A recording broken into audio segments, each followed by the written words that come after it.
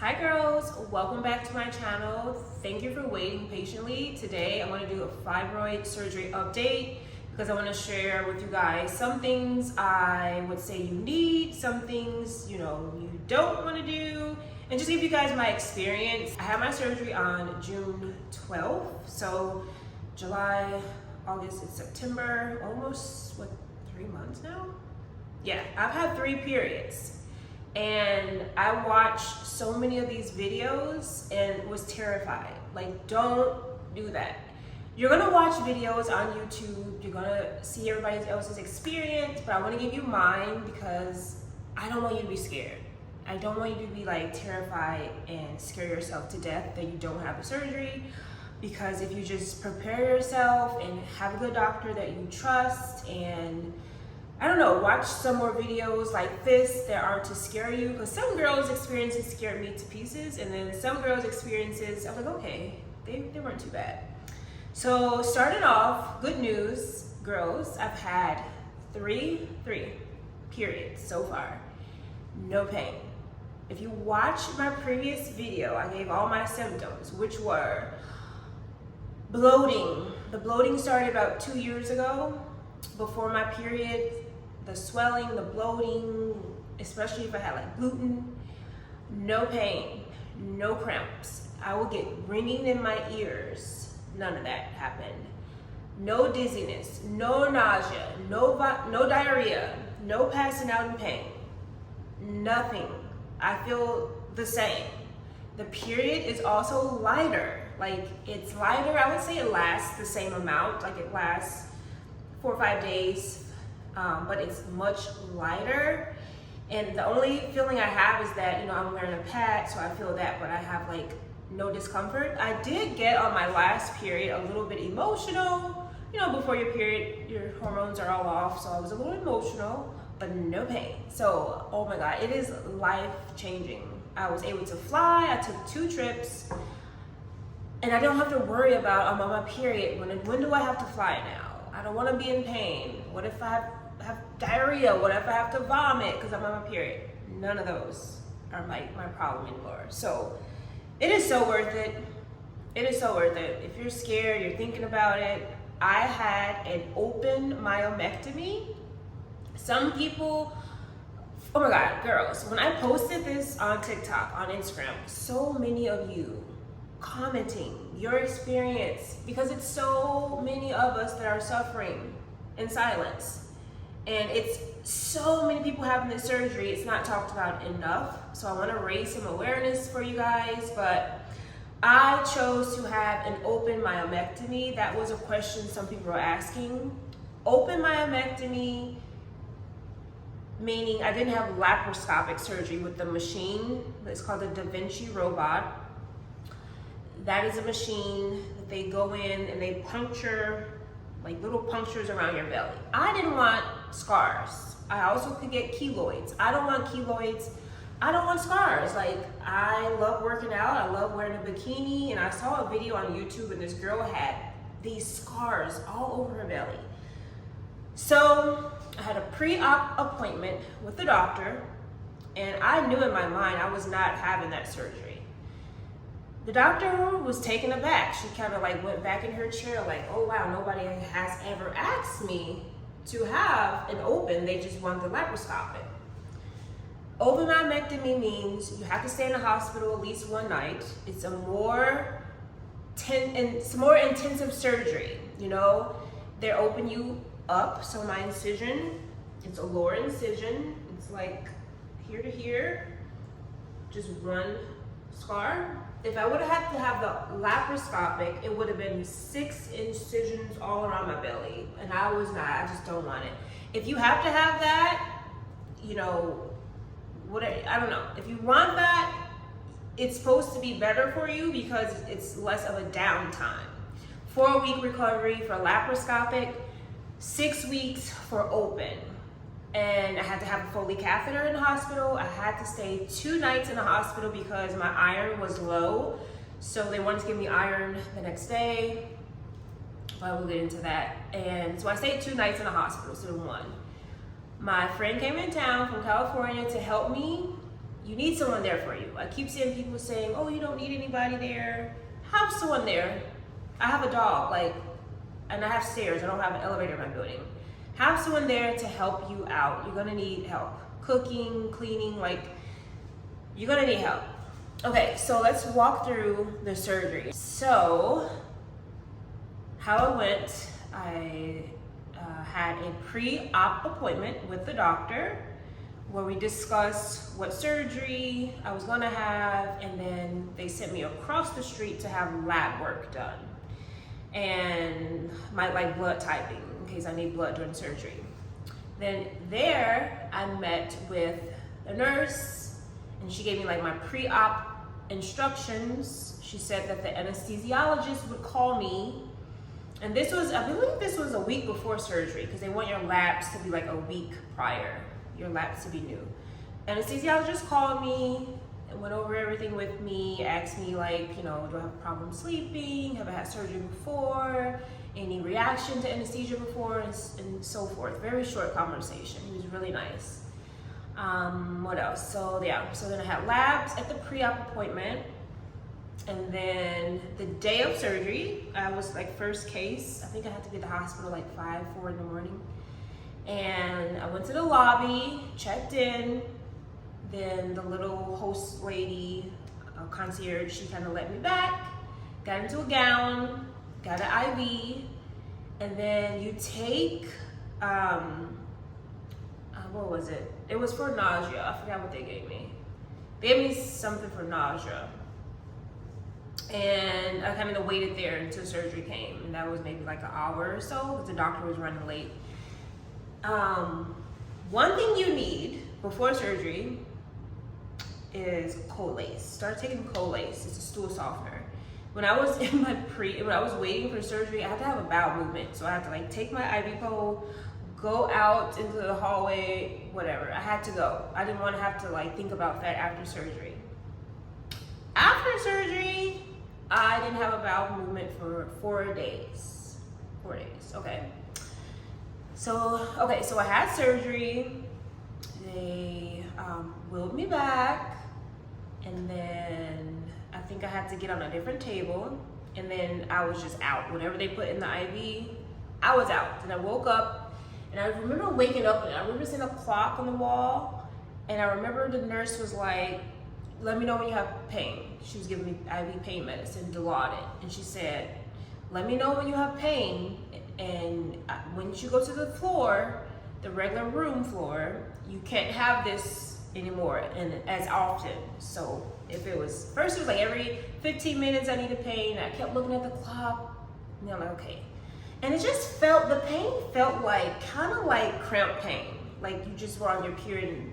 So the pain was not anything worse than how bad my period pain was. That's how bad my period pain was, that I needed Dilaudid IV. So the pain was, it was like, okay, that was just, I was just uncomfortable. So that one, I was high, I got a little high.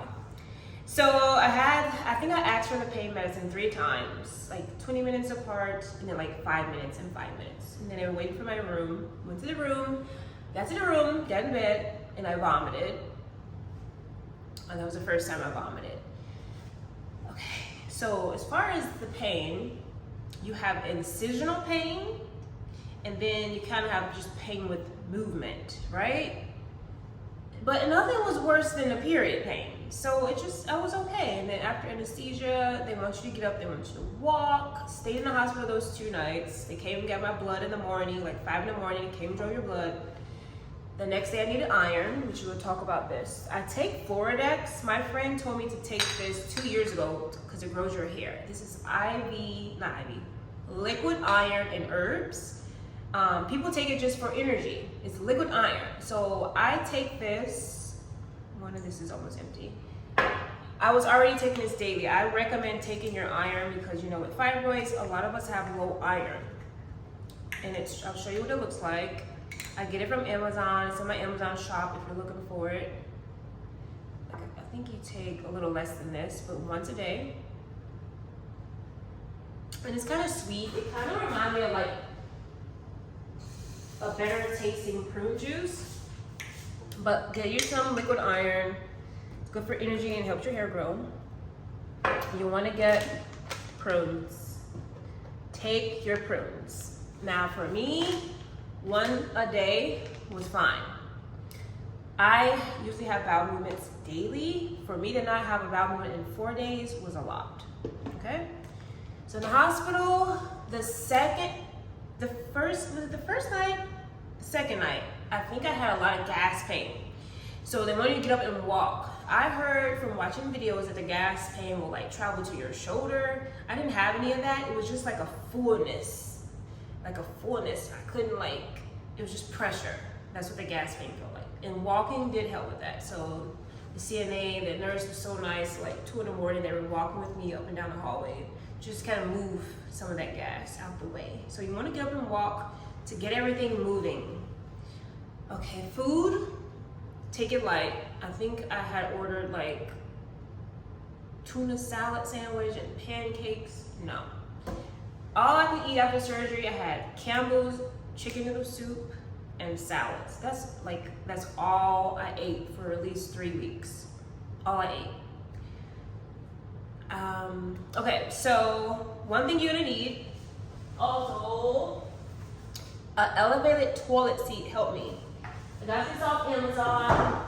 It should be in my Amazon shop. Maybe I'll make like a fibroid surgery, like little folder in my Amazon shop to have everything there for you. But that helped me have a bowel movement because the bending. You can't just bend over and pick stuff up, you know? Bend at the knees, like you walk your dog and pick up your dog poop. You can't bend over. Bend at your knees, go down, pick up your dog poop. When you have your bowel movements, for me, when I would sit on the toilet, I needed to lean back. That helped me a lot. When you have to urinate, right? It's going to feel like you can feel the urine leaving your ureters coming to the bladder. Like you can feel, leaving your kidneys coming to you. You can feel it. It's like a weird feeling. Because you know they move things around in there. So it felt like it's uncomfortable. It was a little painful. It was just very uncomfortable. Then it kind of like, you get comfortable, you relax your muscles, then you can urinate. But guys, I have never urinated so good in years, not in my life. I didn't know that I was having such a full bladder that I couldn't even empty my bladder out for years. I had like a flood of urine. And I don't have to go. Like I have to tell myself, hey, I haven't been to the bathroom in 4 hours. Let me go to the bathroom now.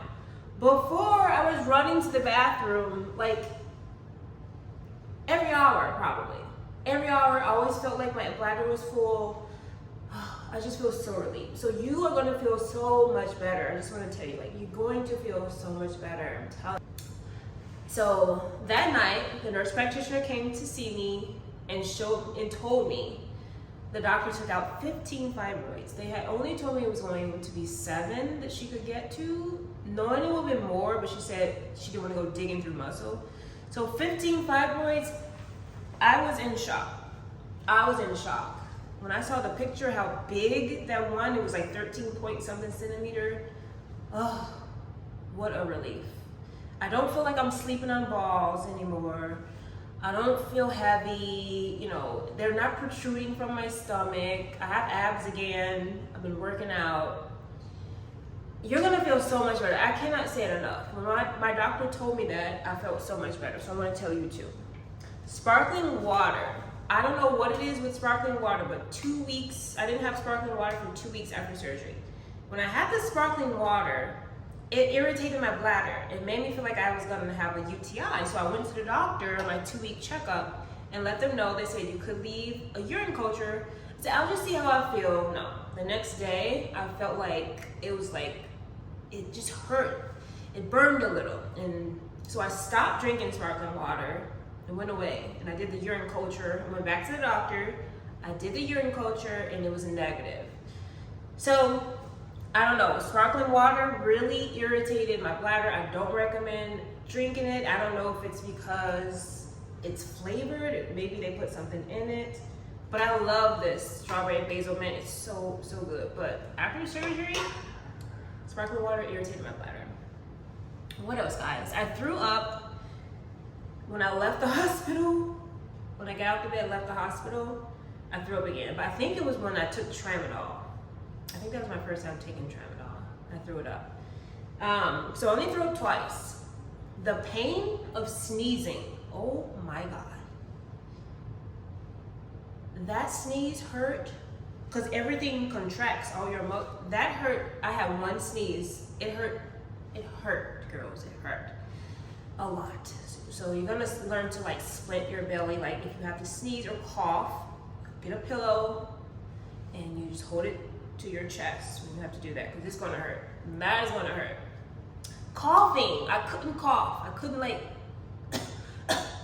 I couldn't clear my throat for weeks. Very uncomfortable. So make sure you're not sick having surgery, because you're gonna be uncomfortable. I'm trying to think what else for you girls that would help you. You're gonna feel, don't do too much. Like I drove like 2 weeks moving the car to the right, to the left. Get a friend to help you. Don't overexert yourself. I was cleaning because you're pumped on medicine. That's nothing. Medicine, I only took ibuprofen and Tylenol, alternated. I didn't need anything more. So I took that for maybe a week, close to 2 weeks. And then once I ran out, I didn't take it anymore.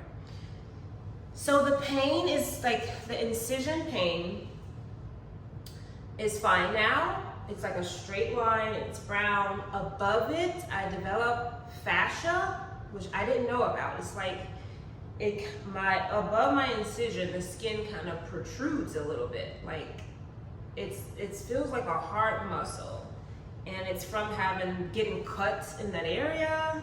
It's something that is going to happen, I guess, but I didn't know about that. So that may not ever go back flat. The doctor told me, well, the nurse practitioner, 2 weeks checkup, she told me it was my invisible stitches. I'm like, I went back to see the doctor 4 weeks after surgery. She said, no, there's fascia, like the skin is just gonna be raised, you can massage it, but it may not go all the way flat. So it doesn't look as bad. It kind of looks like you have on like a panty line through the clothing. So, and it goes like, I think I have a video I'll insert. I was trying to show you girls, but it's kind of like, private area. It's kind of hard to show, but I have on like a fit. Okay, this is like fascia. It's still sore. It's just raised, and my skin down here is flat. My incision is like here to here underneath, and then this just developed on top after surgery. So I don't know if it's gonna go all the way flat. And these pants make it stand out. It's just the fabric of these pants. But yeah, I do have that. Looks like a lump from fibroid surgery. But at least I don't have those big fibroids protruding, I can deal with it. In this outfit, I was filming. I'll input that clip somewhere in here. What else I'm gonna think to actually tell you guys? But there's different types of surgeries. Like there's laparoscopic, there's when they go through the artery and they can like inject chemicals or something into the fibroid to shrink it, but nothing was gonna shrink my fibroid. There's no tea going to shrink those fibroids. Yes, dietary changes, but for me, I ate pretty healthy. I wanna tell you one thing, the alcohol is when I first noticed I had a fibroid. I felt a little nugget down in my lower area after a night of drinking, and it went away. I'm like, oh, it's gone. Anytime I would drink, it would swell up. So I know alcohol had a lot to do with my fibroids. I don't eat red meat since 2018, so it wasn't red meat for me. I think it had a lot to do with stress. They say vitamin D deficiency, so make sure you take your vitamin D. There's so many different factors. Stress raises your cortisol, which raises your estrogen. Too much estrogen causes like the breast tenderness, the painful periods. So it's like, I need to get a naturopathic doctor. It's like one of my goals to help me with like nutrition and hormone balance and all that. But if you have any other questions, leave them in the comments. I don't want to make this too long. I just want to make this because I've been saying I'm going to make it. If you have any comments, questions, leave them below. Check my Amazon shop. I believe I already have like my Floradex, the toilet, the elevated toilet seat there. And maybe I'll do like another part 3 video. But if you have questions, let me know. I hope this video helps you out because I don't want you to be scared. I want you to feel comfortable. Get a doctor you trust, you like, and get a friend, or if you're married, or you know, whatever your situation is, boyfriend, have someone there. Don't overexert yourself. Take it easy. You're gonna be fine. Like, you're going to be okay, and you're going to feel so much better. All right, girls, thank you all for watching. And again, if you have any questions, just leave them down below. I'm gonna try to do better at posting on my YouTube like twice a week. So I will see you back next weekend. Bye.